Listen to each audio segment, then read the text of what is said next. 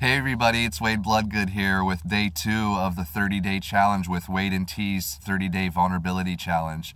I just want to thank everybody for tuning in today, and I want to talk a little bit about my past and about how I used to be very angry and depressed and miserable and used to have panic attacks and anxiety attacks because within myself I would always I internalize emotions, was internalizing emotions very easily, and I would respond and react to emotionally without taking into consideration of what this is doing to myself and what it's doing to other people. And in the process of 4 years, I've done a lot of mental work and mind exercising to grow myself stronger, and I don't have panic attacks anymore, and I don't have anxiety attacks anymore. Now, I do still get anxious, but nothing ever builds up into like an anxiety attack. And I'm not like angry and yelling at people anymore, and I'm not responding with anger and hate in my mind. And I still get upset, and I still get angry about things, but I don't explode, and I don't like scream and yell at people to get my point across, or I don't go home and think a bunch of like messed up thoughts about somebody that might have upset me for the day. I actually go home and I think loving and caring thoughts about people, and through the process of, wanting more people to forgive me and apologizing to people for the mistakes that I made in the past, that still a lot of people in my life have not accepted forgiveness in a way where they've dropped the stories and they've actually let me back into their life or into the family or anything like that. But I'm actually very grateful for them not doing that. As hard as it has been for me to know that like some family members and some friends may never be in my life again because of the way that I've behaved in the past, or some choices that I made that I see is a mistake now, and I realize why I made that mistake. But this is part of why I've made those mistakes. It's been part of my journey all along, in these mistakes that I've been making, to pay attention to why am I making these mistakes and the feelings that come along with it. And not only that, the feelings and the things like the people that I've canceled out of my life because of these things.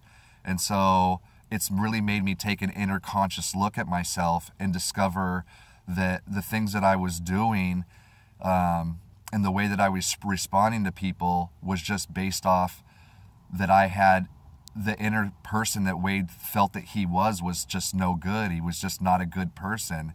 And so I resembled that in thousands and thousands of different ways and behaviors, and did a lot of bad things to a lot of different people in just words or actions that they find unforgiving. So I've learned in the process for me is that I had to learn to forgive myself. I couldn't wait for forgiveness from other people, or people forgiving me that still didn't even want to look at my face. They said, I forgive you, but I don't want to see you. So bye. And that doesn't feel good, and it's really not what true forgiveness is. So, but I do thank those people that have done that, because it made me look even deeper in myself and say, why do people do that? And why do I do that to people? And I found it's just because I've got problems within me that I couldn't forgive myself, that I wasn't able to let go. I wasn't loving myself properly. I wasn't taking care of myself properly.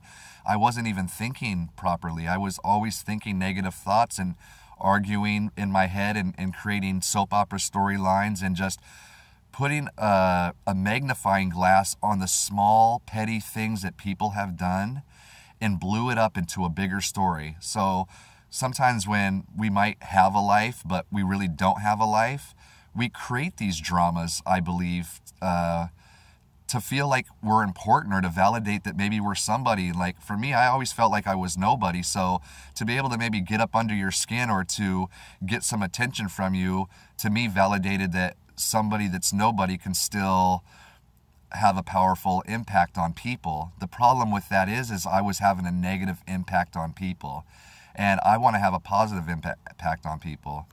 So by looking into myself, I discovered all kinds of things. I discovered why I respond this way, why I was acting so angry, why I was so depressed, why I was so miserable. And through the past 4 years, I've done all of this mental work to get myself out of it. Now, when people come at me and they are childish or they're angry or they're upset, I don't meet them at that level at all, because I understand that when we're behaving this way, that we're literally, we have disconnection within ourselves with ourselves. And this is just a easy guidance system to the alert system that says, hey, you're off track, or hey, you're thinking this improperly, and this is why it's feeling bad, and this is why you're responding bad. Now, I have the choice to stop the way I am responding, and I have a choice to change my perspectives of the way that I feel. And when I do that, that changes everything. It changes the way I communicate. It changes the way I hear what somebody else is saying.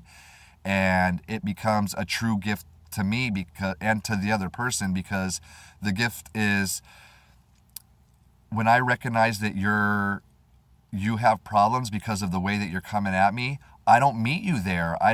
If you come and you yell at me and you say, "What did you do this for?" I don't have to say, "Well, look what you did in the past," or I don't have to yell at you. If you want to be childish and argue like we're in the second grade, I don't have to even be that way. I can talk to you completely different. And not only that, for me, if somebody does come at me like that, I realize it has nothing to do with me at all. Because if they were balanced and they were healthy in their energy and their vibrations, and they understand what's consciously going on within themselves, that they'd be able to come and address me at a different level. They'd be able to tolerate me and be able to handle me on a level if I'm the one that's vibrating at a different level. But it seems like I was attracting a lot of people in my life and was surrounded by people in my life where we all just instantly meet each other at the level. Like if somebody's mad, then we're yelling and we're putting each other down. If somebody's being childish, we meet each other on the same childish playground. And for me, I had a hard time dealing with that with everybody, and I didn't like myself when I was behaving that way and responding that way.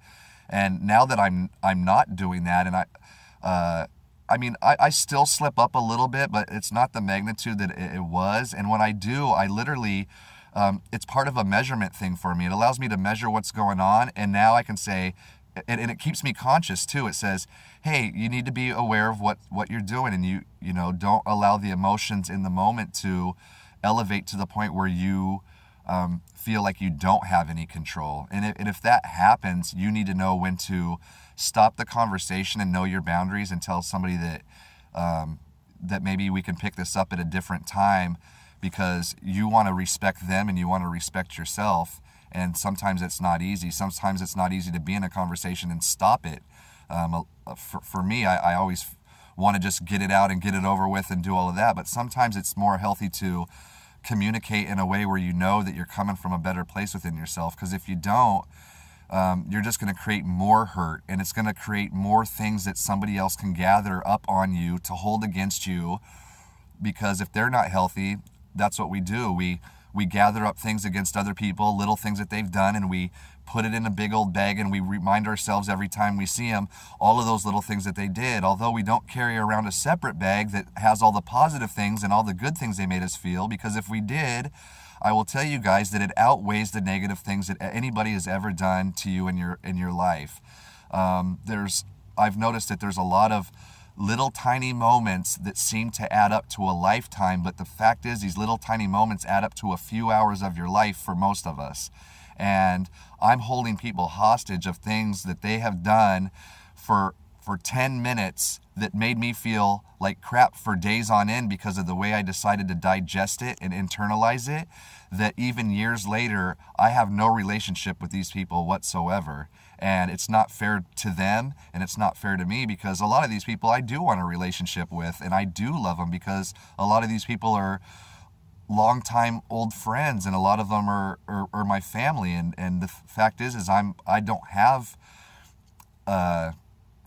family anymore. I mean, the family that as far as blood's concerned, I don't feel like I have any blood family because of the person that I was. And there's not really a lot of people in the family willing to give W.A.D.E the chance to be who he is. And it's funny that there are people in the family that are willing to give me a chance, but I'm choosing to try to focus on the ones that aren't giving me the chance, the ones that said, I forgive you, but I don't want nothing to do with you. So it's the same thing that I used to, somebody pointed out to me. They said, yeah, Wade, it seems like you're fighting to have the relationships with the people that are the most toxic. And for me, I was like, well, I want to work it out, because I was trying to work out the toxicity within myself. I was actually seeking, without knowing, the toxic people too. And I was like trying to help people out of their toxic situation while I was trying to find out ways to help out myself of my toxic situation. And the cool part about that was, I have cousins that were offering me, they were dealing with their toxic problems, and they were offering me help.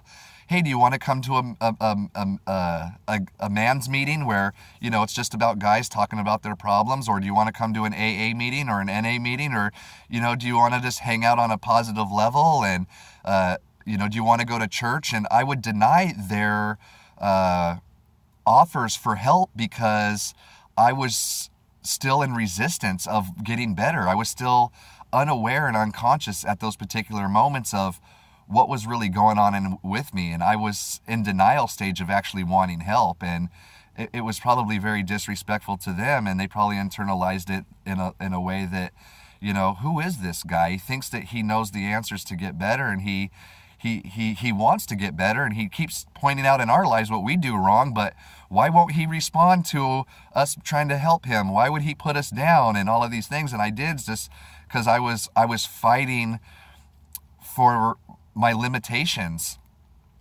Even though I wanted to be freed from my cage, I was so scared to leave the cage that I would chirp from inside it going, hey, hey, hey, you know, and it's just, it wasn't healthy. And I really do apologize to everybody for that again, you know, in this video, but I've also apologized in person. And you know, there's only so many times that you can apologize. And for me, I just had to apologize to myself. I had to forgive myself. I had to let these things go, along with these people that don't want to come back into my life because I was behaving badly. And the truth is a lot of those people too, I was cutting out of my life before they even got a chance to cut me out, because I recognized the toxicity within me and within them. And I just said, I've got to cut them all out. And I acted rudely to everybody. And until this day, I speak not to any of them really. And when I do see them, we all smile, and you know, we tell each other that we love each other, and there's a hug, but there really isn't any conversation. And I feel that there's no desire on any of the other ends of anybody really wanting to hang out with me or spend any time to see maybe where I'm at now, which is just fine.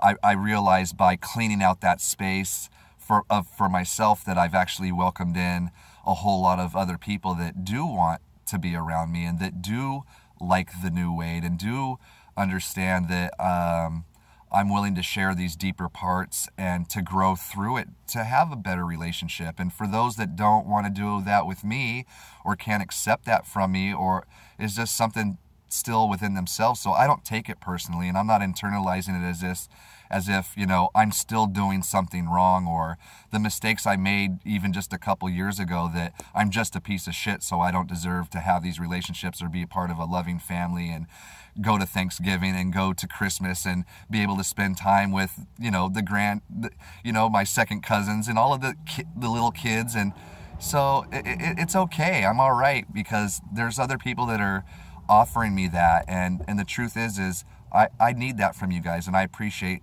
the family doing that, really, because I'm getting to spend more time with myself, and it offers me the opportunity to love myself more, forgive myself more, and know what the truth is for myself, because I'm not mad at anybody at all. You know, I was mad at myself because I made these mistakes, but I've forgiven myself, and in that I forgive everybody too. Everybody that's done anything horrible to me in life, I've forgiven. And I mean, there's a lot of things that have happened to me that other people have brought onto my life that, you know, for most people, we would never forgive these people for the things that they've done. But I forgive everybody, because I realize everybody's operating from a different level. And when we're doing bad things to ourselves and other people, it's because we're truly the ones suffering inside. And the same thing with accepting forgiveness in a way that's healthy, where I'm not holding I don't have a file cabinet of all the bad things you did. And, if you slip up again out of forgiveness, I'm going to go back in that file cabinet and say, see, you haven't changed a bit.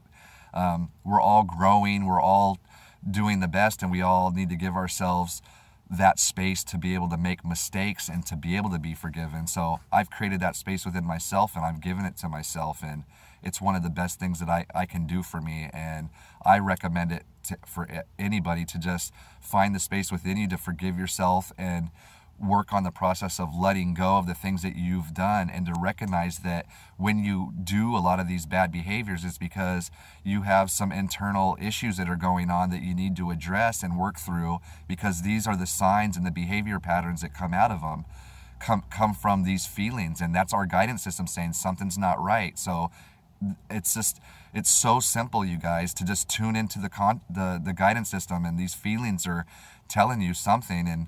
And if don't be scared to look into it, because the fear just holds you back. It just holds you back. You got to look into it. And that's what these vulnerability challenges is about for us. It's about looking into things that have been holding us back and to let them go so we can free ourselves. And by sharing it, we can, hopefully help somebody else start the process of how they can free themselves and stop being the jailer and the warden and the jail. You got the key. You can walk out anytime you want. But it is a process that you have to recognize and you have to let go. And so I just want to thank everybody for tuning in. I want to thank Tiffany so much for this challenge, because I'm telling you, I wasn't sure if I was going to have anything today to give, because yesterday was a big one for me and one of my major blocks, but it's doing great. This is day 2 of Vulnerability Challenge, and thank you everybody for tuning in, and looking forward to your comments, and I love you all, and have a great day.